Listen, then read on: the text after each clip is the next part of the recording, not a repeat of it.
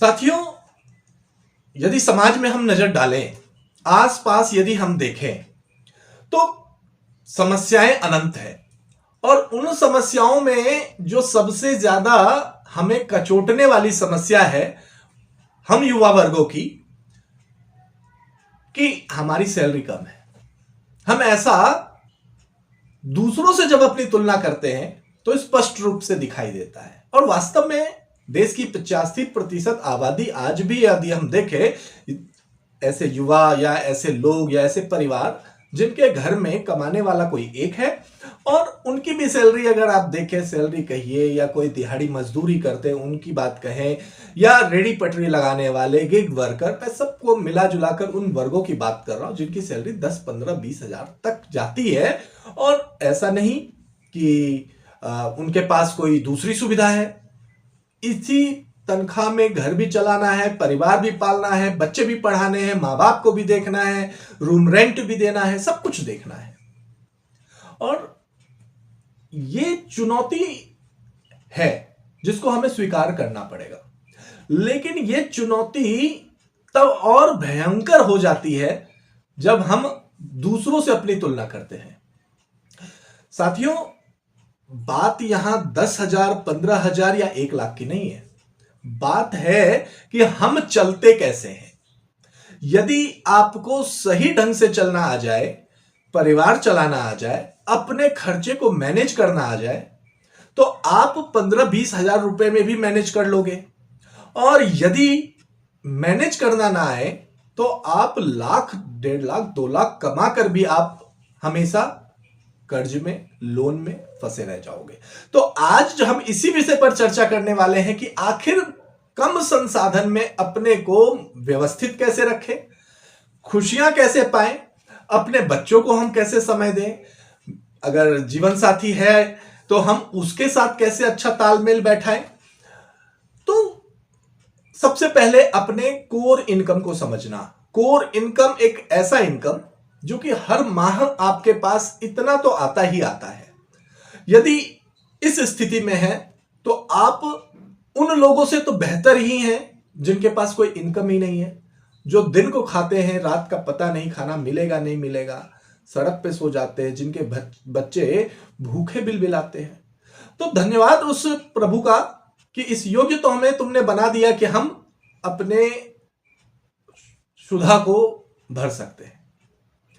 अब बात आती है कि हम चले कैसे, हम घर चलाए कैसे, हम रिश्तों में तालमेल बैठा के कैसे रखें, है ना। तो यहां पर बहुत मजबूती के साथ हमें जीना होता है, बहुत मजबूती के साथ हमें फैसले लेने होते हैं। यदि मैं सबसे पहली बात कहूं तो यहां पर आपको इस बात का गौर करना है कि आपकी जरूरत क्या है और आपके गैर जरूरी खर्चे क्या है। कहते हैं ना कि एक आपकी इच्छा है और एक आपकी जरूरत है। मुझे खाना नहीं मिला तो ये मेरी जरूरत है, और मुझे खाने में ये नहीं मिला तो ये मेरी इच्छा है। तो जरूरत और इच्छा के बीच जो तालमेल बैठाना सीख जाएगा तो आप देखेंगे कि उनका जीवन स्तर भी सुधरता है, और वो कुछ बचा भी लेते हैं, अपने बच्चे को पढ़ा भी लेते हैं, और एक पायदान पर पहुंचकर उनके पास कुछ ना कुछ होता है कि वो अपने बुढ़ापे को, अपने बाद की जिंदगी को बढ़िया ढंग से गुजार सके। लेकिन वो लोग जिनको इसके बीच तालमेल बैठाना नहीं आता, वो पूरे जीवन लोन ईएमआई, इधर के खर्चे उधर के खर्चे, इसी में अपनी जिंदगी गुजार देते हैं। यदि आपकी भी स्थिति ऐसी है तो आपको अपना उद्देश्य निर्धारित करना पड़ेगा। सबसे पहले जो सैलरी आपकी आई उसमें से कुछ हिस्सा आप अपने को दे दें। माना कि आपकी सैलरी 10,000 आई, अब उस 10,000 में 100, 200, 500 ये अपने को दे। अपने को देने से अभिप्राय ये नहीं है कि आप अपने लिए यूज कर लें। वो सैलरी आपकी है सुरक्षित रखने के लिए। उस फंड को आप बनाएंगे कि हर महीने मैं मिनिमम 500 रुपए तो उसमें जमा कर ही लूंगा। और ऐसा नहीं है कि प्रभु मेहरबान नहीं है, आज 500 आप बचा रहे हैं, कल को आपकी तनख्वाह भी बढ़ेगी।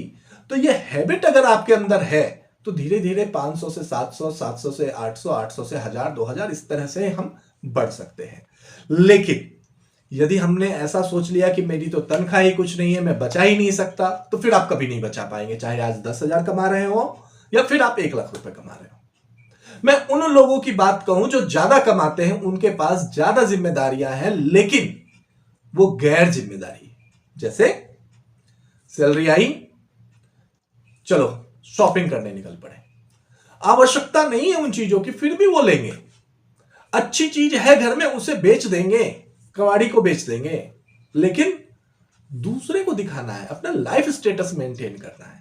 मित्रों, लाइफ स्टेटस एक हमारे समाज की सबसे बड़ी चुनौती है, जिसको एक मध्यम वर्गीय या फिर मैं कहूं जो गरीबी रेखा से थोड़ा ऊपर है, उसको सबसे ज्यादा ये स्टेटस सिंबल जो है मारता है। तो ज्यादा स्टेटस सिंबल की बात ना करें, अपने खर्चे को जो जरूरत का है उस पर 60% सैलरी आपकी जानी चाहिए, जो रूल कहता है। जो बाकी के खर्चे हैं वो 30% और जो बचत है वो 10%। मेरी सैलरी बहुत अच्छी नहीं है, सार्वजनिक रूप से स्वीकार करता हूं, लेकिन मेरे पास कमी भी नहीं है कुछ जो मैं कहूं कि मेरे पास इस चीज की कमी है। तो पहले तो मानसिक रूप से अपने को ठीक करना पड़ेगा कि हमें हर चीज नहीं चाहिए। जो चीज मेरे जरूरत की है वो चीजें अगर मेरे पास है तो भगवान को धन्यवाद कहिए। 60% में आपके वो खर्चे आते हैं जिसके बिना घर चल ही नहीं सकता। अगर किराए के मकान पे रहते हैं तो किराया है, यदि बच्चे स्कूल जाते हैं तो उनकी फीस है, यदि घर में कोई बीमार है तो उनकी दवाइयां हैं, घर का राशन है, बिजली बिल है। जिसके बिना घर नहीं चल सकता वो 60%। जो 30% है वो बाकी की जरूरतें। बाकी की जरूरतें मतलब जैसे बच्चे का बर्थडे आ गया और आपने दूसरों को दिखाने के लिए, समाज को दिखाने के लिए अनावश्यक रूप से वो खर्चे कर लिए जो आप बचा सकते थे। समाज आएगा, लोग आएंगे, पड़ोस के लोग आएंगे, खाएंगे पिएंगे, थोड़ी वाहवाही भी कर देंगे और फिर जय सिया राम। जेब आपकी ढीली हो गई और जब आवश्यकता पड़ने पर आप उनसे कुछ डिमांड कर ले पैसे की तो वो आपको पहचानने तक से मना कर देंगे। तो विशेष रूप से इन परिस्थितियों से बचे। एक और एग्जाम्पल मैं लूं, और मैं ये नहीं कह रहा कि आप बच्चे का बर्थडे ना मनाए, जन्मदिन ना मनाए, छोटी छोटी खुशियां ना मनाए। खुशियों का ट्रांसफॉर्मेशन हो जाना चाहिए। मतलब कि अब तक आप 10 लोगों को, 20 लोगों को पार्टी करते थे उनके साथ, तो अब बच्चे को क्या हम जन्मदिन उसका ना मनाएं? हम जन्मदिन मनाएंगे, हम मंदिर जा सकते हैं, ज्यादा नहीं 2 दर्जन 3 दर्जन केले ही लेके गरीबों में बांट दिया आपने।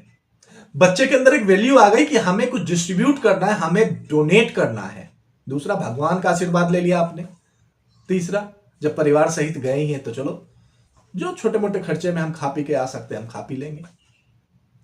तो ये एक उदाहरण के रूप में मैंने बताया। इस तरह से कई उदाहरण हमारे जीवन में होते हैं कि जहां हम 500 रुपए की शर्ट में भी काम चला सकते हैं, 200, 250, 300 के भी कपड़े हैं, उसको भी पहन के हम अपना जीवन यापन कर सकते हैं। लेकिन फिर भी हमारी एक इच्छा होती है कि हम महंगे और ब्रांडेड कपड़े पहने ताकि लोग देखें तो हमारे बारे में लोगों की धारणा अच्छी बन जाए।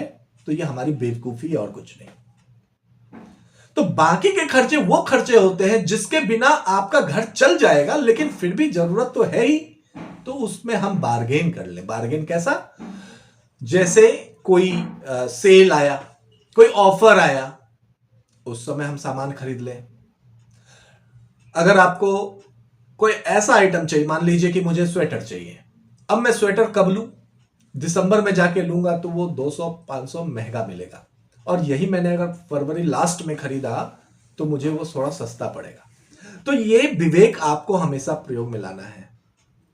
कोई सेल आ गया है, आवश्यकता अभी नहीं 2 महीने बाद होगी, तो हम उससे में ले सकते हैं। और कई बार ऐसी जरूरत की चीज हमारे लिए नहीं बनी है जिसको हम जरूरत मान लेते हैं।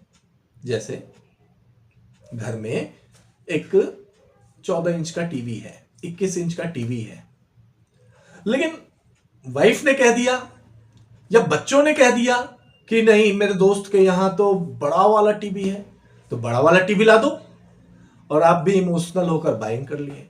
तो इमोशनल बाइंग ही हमारा जो है वो गैर जरूरी खर्चे है, उस पर कंट्रोल किया जा सकता है, बैलेंस करना है। बाकी के जो 10% खर्चे हैं आपके, वो खर्चे हैं जो कि खर्चना नहीं है, वो किसी एसआईपी में लगाना है, किसी बैंक में आप जमा कर सकते हैं, डाकखाने में जमा कर सकते हैं, जैसी आपकी सुविधा, जहां तक आपकी समझ। उस 10% को तो आपको पहले निकाल लेना है और बाकी के खर्चे 90% में चलाना ही चलाना है। देखने में यह आता है कि हमारी जरूरत के लिए कार या फिर बाइक, हम दूसरों को दिखाने के लिए कई बार कार ले लेते हैं। हमारा जो काम है वो बाइक से भी चल सकता है, लेकिन दूसरों को दिखाना है कि मेरे पास कार है, अनावश्यक रूप से ईएमआई पर हम कार लेते हैं।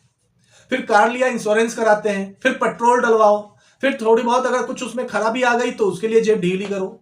तो एक मध्यम वर्गीय जो है वो अपनी स्टेटस के पीछे ही भागता रहता है, और जबकि उसको यह समझना चाहिए कि स्टेटस तो बड़े बड़े लोगों का नहीं बचा, हम कौन सी खेत की मूली है। तो जो इस समीकरण को समझ गया कि स्टेटस मुझे दूसरों को नहीं दिखाना, मुझे तो अपने दिल को देखना है, मुझे अपनी खुशियां ही अगर चाहिए तो मैं उन खुशियों को ले लूं जो मेरे पास है। बच्चों को समय दूं, बीबी को समय दूं, माँ बाप के पास जाके बैठूं, दोस्तों से ठहाके लगाऊं, दुकान वाले अंकल है उनके साथ जाके 2 मिनट गप्पे मार लूं। हम उन खुशियों को भूल कर बाहरी खुशी में लगे हुए हैं कि चलो थिएटर में मूवी देख के आए, शॉपिंग मॉल में शॉपिंग करके आए, बड़े थैले उठाकर लाए, बेशक उसमें सामान सस्ता हो। ये हमारी सोच ऐसी हो गई है, और इसके लिए कोई बाहरी कारक जिम्मेदार नहीं है, हम स्वयं जिम्मेदार हैं। हमें दूसरों को दिखाने में मजा आता है, जबकि दूसरा देखकर खुश नहीं होता, वो जलता है। और जब कोई दूसरा जलेगा तो एक एनर्जी ट्रांसफर होती है, नेगेटिव एनर्जी, और उस नेगेटिविटी के आप शिकार होते हो। गरीब रहोगे तो 10 लोग दया भी कर देंगे, अमीर बनने का नाटक करोगे तो लोग वैसे ही चलेंगे। तो सोच समझ के अपनी बाइंग कीजिए। इमोशनल बाइंग भारत की आधी से ज्यादा आबादी कर रही है, ऐसा मैं नहीं कह रहा हूं, आंकड़े कहते हैं।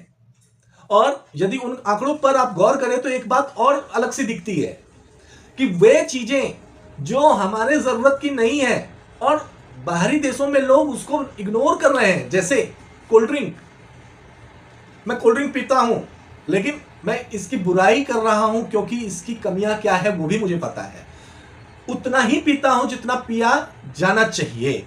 अब ऐसा नहीं है कि मैं शादी पार्टी में जाऊं, मैं कह दूं कि मैं कोल्ड ड्रिंक नहीं पीता, हाँ, लेकिन खरीद के नहीं पीता हूं। आप मुझे चालाक कहें, आप मेरे बारे में जो भी राय रखें, जो सच्चाई है वो यही है। जब अच्छे खाने को देखता हूं तो खाने की इच्छा मेरी भी होती है, लेकिन फिर मैं कहता हूं इस खाने को घर पे ही बना लिया जाए तो क्यों ना हम सब मिलके खाएंगे। तो मैं अकेला नहीं खाता कभी बाहर। हाँ, जरूरत पड़ी तो खा भी सकते हैं, लेकिन इसको हैबिट में डाल लेना कि अच्छा खाना है, जीभ को टेस्ट देना है, तो जीभ भी हमारे दिमाग से ही कंट्रोल होती है। और अगर जीभ को भी कंट्रोल हमने कर लिया, व्यवहार को कंट्रोल कर लिया, व्यवहार मतलब कोई नशा, किसी तरह का ऐप, बिल्कुल नहीं। अगर ये पाल लिया आपने तो आप कभी खुशी ही नहीं हो सकते। खुशियां दरवाजे तक आएंगी और चली जाएंगी, बच्चों के नजर में गिर जाएंगे, बीबी की नजर में गिर जाएंगे, मां बाप अपने को कोसेंगे, कैसा बच्चा हमने, कैसी औलाद हमने पैदा कर दी।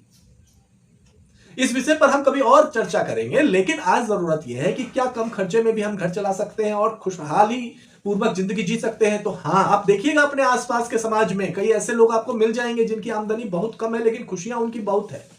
तो आमदनी कम, खुशियां ज्यादा, क्यों? क्योंकि उन्होंने अपने को मैनेज किया है। बड़े बुजुर्गों को देखोगे कि अगर 500 का नोट जेब में है तो वो भूखे रह जाएंगे, उस 500 के नोट को खुलाएंगे नहीं कभी, क्योंकि उन्होंने अगर खुलवा दिया तो वो खर्च हो जाने हैं। तो वो उनकी साइकोलॉजी बताती है। तो हमें कन्या भी नहीं बन जाना, बिल्कुल कंजूस भी नहीं बन जाना कि घर वाले ही कहे कंजूस हो, लेकिन धैर्य के साथ खर्चा करना है। बाकी भगवान से मनाता हूं कि आप खूब आगे बढ़ें। धन्यवाद।